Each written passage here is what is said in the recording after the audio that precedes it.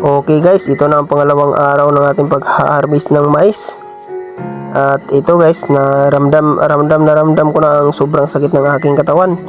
Dahil matagal-tagal na akong hindi nakapag-harvest ng mais. Last po ako nakapag-harvest ng mais ay 22 years old pa po ako noon. Ngayon 32 years old na po ako.